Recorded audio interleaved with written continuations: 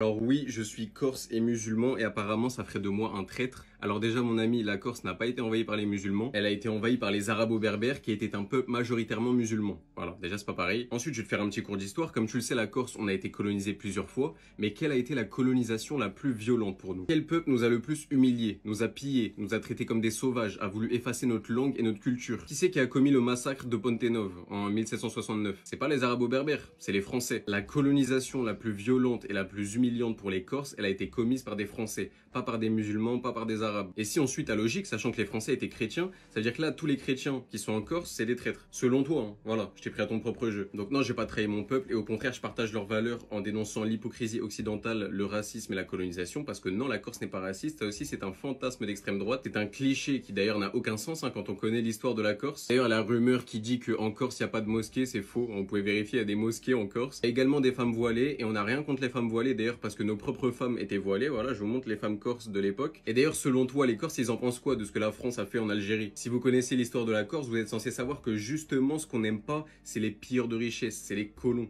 c'est le racisme. Il y a des gens comme toi qui n'ont jamais mis un pied en Corse et qui fantasment sur une Corse qui n'existe pas, comme l'extrême droite qui fantasme sur une France qui n'a jamais existé. Mais ça, c'est un autre débat. J'ai aucun problème dans mon village, moi je viens de Balagne, plus précisément à côté de Calvi, plus précisément dans le village de Galéria. Si vous voulez venir faire un tour, avec plaisir, prenez un avion pour Calvi, vous prenez le col du Marsoline, bon, vous ferez gaffe, il y a un petit tag français dehors, mais vous inquiétez pas, moi je vais bien vous accueillir. Voilà, vous descendez le col et ensuite c'est à 30 minutes de voiture. Je voulais finir avec un petit proverbe corse que je vais vous traduire. Il n'y a rien de pire que celui qui te vole et prétend t'aider. Allez, salam les mecs.